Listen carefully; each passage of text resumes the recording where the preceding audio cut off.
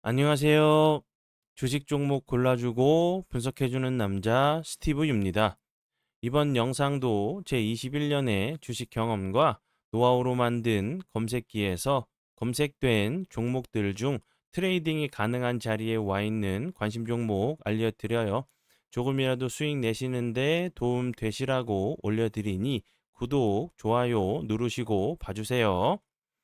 네, 그러면 좀 피드백을 해보도록 할게요. 첫 번째 종목은 인포바인이고요. 인포바인 같은 경우 제가 지난 7월 29일 이날 제가 관심 종목으로 공유를 했었죠. 그리고 나서 운이 잘 따라주면서 그 다음날 같은 경우도 13.23%까지 급등을 하는 모습을 보여줬고, 그리고 나서 추가적으로 하락하지 않고 그 다다음 날인 금요일이죠. 지난 금요일에 26.18%까지 엄청난 급등을 보여준 종목이고요. 그리고 이제 뭐 인포바인 같은 경우는 최근에 상법 개정안 관련주로 뭐 지주사 관련주로 좀 부각이 좀 되면서 좋은 흐름을 좀 보여준 종목으로 좀 보시면 될 것 같고요. 인포바인 같은 경우는 앞에서 설명을 드렸듯이 상법 개정안 관련주로 좀 부각이 좀 되고 있는데 민주당에서는 이제 뭐 노란 그 봉투법과 상법 개정안 등 뭐 쟁점 그 법안들을 강행 처리하겠다고 좀 얘기를 했고, 국민의힘에서는 무제한 토론, 필리버스터를 좀 예고한 상황이죠. 이러면서 다시 한번 상법 개정안 관련주인 인포바인이 좀 좋은 흐름을 좀 보여줬고요. 그리고 제가 이제 지난 시간에도 인포바인과 함께 좀 설명을 좀 드렸었던 매커스 같은 경우도 매커스가 먼저 움직임을 좀 보여줬기 때문에 이 부분에서 움직임을 보여줬기 때문에 인포바인 같은 경우도 다시 한번 좀 좋은 흐름을 좀 보여줄 수 있다고 좀 설명을 드렸었고, 오늘 같은 경우는 인포바인이 먼저 움직였죠. 매커스 같은 경우도 다시 한번 21선 살짝 이탈했다가 다시 한번 전고점을 좀 시도를 하러 가는 모습이 좀 나오는지 보시면 될 것 같고요. 그리고 뭐 인포바인 그 관련된 그런 종목들, 상법 개정안 관련주들이 왜 이제 좀 움직임을 좀 주고 있냐면, 기업의 이제 그 자사주를 좀 매입한 이후에 특별한 사유가 없는 한 1년 이내에 자사주를 소각해야 된다는 부분이 그 가장 중요한 부분이에요. 소각한다고 하면 기존 주주들, 이런 그 주주들의 이제 뭐 그 가치를 좀 제고하기 위해서 다시 한번 좀 부각이 좀 될 수 있는 섹터 중에 하나라고 생각이 들고, 상법 개정안이 정말 이제 통과가 된다고 하면 재료 소멸로 좀 보셔야겠죠. 재료 소멸로 이제 뭐 수익을 실현하시든지 아니면 좀 분할 매도로 좀 더 가져가실 분들은 반 정도는 수익 실현하시고 추후에 어떻게 좀 움직임을 좀 보시고 대응하시면 좋을 것 같아요. 관심 종목에 넣어두시고 수익 나신 분들 진심으로 축하드려요. 네, 그리고 이제 다음 종목은 KNR 시스템이고요. 이 종목 같은 경우도 제가 같은 날이에요. 7월 29일에 같은 날에 인포바인과 함께 제가 관심 종목으로 설명을 드렸었고, 21선 이탈한 이후에 다시 한번 좋은 흐름을 보여줬기 때문에 KNR 시스템 같은 경우도 다시 한번 좀 좋은 흐름 좀 보여줄 수 있다고 좀 설명을 드렸었고, 사랑 공부 영상, VVIP 공부 영상에서 심화 영상에서 매수가 이렇게 드렸고요. 그리고 나서 오늘 같은 경우 다시 한번 거래량이 슬금 들어오면서 크게 상승한 것처럼 보이지 않아도 13.23%까지 급등을 하는 모습을 보여줬고요. 다시 한번 21선을 돌파를 좀 시도하는 모습을 보여줬는데, 요 앞부분에서도 21선 이탈하고 나서 돌파 시도를 좀 보여줬죠. 다시 한번 21선 안착하고 전고점 한 번 정도 좀 시도를 하러 가는지 보시면 될 것 같고요.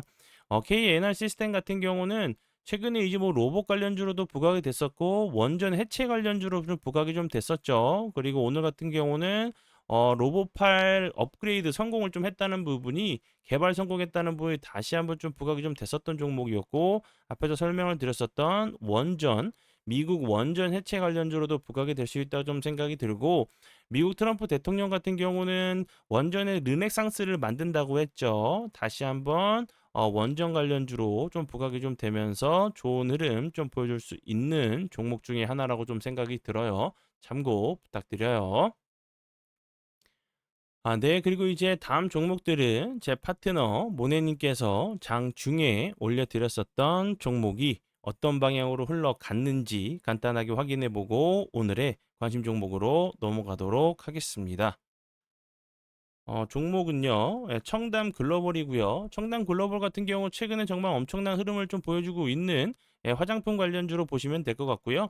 최근에 이제 좋은 흐름 보여주고 있는 부분은 중국과 미국 뉴커머스 플랫폼 진출을 좀 했다는 부분이 다시 한번 부각이 되면서 좋은 흐름을 좀 보여주고 있는 예, 화장품 관련주 중에 최근에 좀 대장주로 좀 움직이고 있는 모습을 좀 보여줬고요. 이 종목 같은 경우 오늘 22.74%까지 급등을 했는데 이 종목 같은 경우 9%대 매수가를 들였었던 종목이었고 약 추가적으로 13%, 14% 정도 급등을 한 화장품 관련주 중에 하나라고 좀 보시면 될 것 같고요. 그리고 앞에서 설명을 드렸었던 인포바인 같은 경우 다시 한번 지난 31일이죠. 지난 목요일에 다시 한번 드렸었던 종목이었고 금요일에 이어서 오늘까지 좋은 흐름을 좀 보여주고 있는 제가 재료에 대해서는 앞에서 좀 설명을 좀 드렸었죠. 상법 개정안 관련주로 좋은 흐름을 좀 보여주고 있는 인포바인 같은 경우도 지난 목요일에 드렸었던 종목이었어요. 장중에.